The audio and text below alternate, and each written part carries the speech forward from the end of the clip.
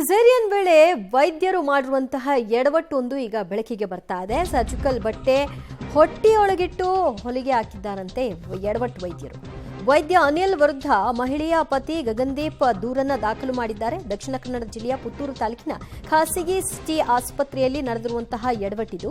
ಕಳೆದ ನವೆಂಬರ್ನಲ್ಲಿ ಶರಣ್ಯ ಲಕ್ಷ್ಮಿ ಎಂಬಾಕೆಯನ್ನ ಆಸ್ಪತ್ರೆಗೆ ದಾಖಲು ಮಾಡಿದ್ರು. ಸಿಸೇರಿಯನ್ ಆಯಿತು, ಮಗು ಕೂಡ ಆಯಿತು. ಆದರೆ ಸಿಸೇರಿಯನ್ ನೀಟಾಗಿ ಮಾಡಿ ಮುಗಿಸ್ಬೇಕಾದವರು ಆ ಬಟ್ಟೆಯನ್ನ, ಸರ್ಜಿಕಲ್ ಬಟ್ಟೆಯನ್ನ ಹೊಟ್ಟೆಯೊಳಗೆಯೇ ಬಿಟ್ಟು ಹೊಲಿಗೆ ಹಾಕಿದ್ದಾರೆ. ಕಳೆದ ನವೆಂಬರ್ನಲ್ಲಿ ದಾಖಲಾಗಿದ್ರು. ಈಗ ಅವರಿಗೆ ನೋವು ಕಾಣಿಸ್ಕೊಂಡಿತ್ತು.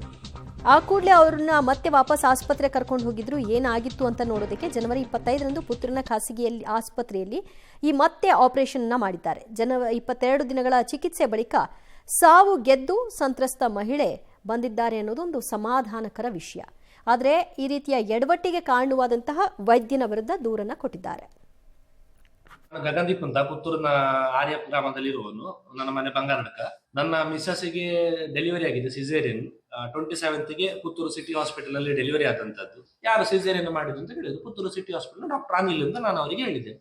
ನೀವು ಒಮ್ಮೆ ಅವರಿಗೆ ಮಾತಾಡ್ತೀರಾ ಅಂತ ನಾನು ಕೇಳಿದೆ. ಆಯ್ತು ಮಾತಾಡುವ ಅಂತ ಹೇಳಿಕೊಂಡು ಅವರು ನನ್ನ ಫೋನಿಂದ ಡಾಕ್ಟರ್ ಅನಿಲ್ ಅವರಿಗೆ ಫೋನ್ ಮಾಡಿದ್ರು. ಫೋನ್ ಮಾಡಿ ತೆಗೆದಾಗ ಅವ್ರು ಕೇಳಿದ್ರು, ಸರ್ ಇದರಲ್ಲಿ 10 ಸೆಂಟಿಮೀಟರ್ ಅಲ್ಟ್ರಾಸೌಂಡ್ ಅಲ್ಲಿ ಮಾಸ ತೋರಿಸ್ಕೊಂಡು ನೀವು ಯಾಕೆ ಇಷ್ಟು ಸಮಯ ತೆಗಿಲಿಲ್ಲ ಇದನ್ನು ಅಂತ ಕೇಳಿದ್ರು. ಅವರು ಅದು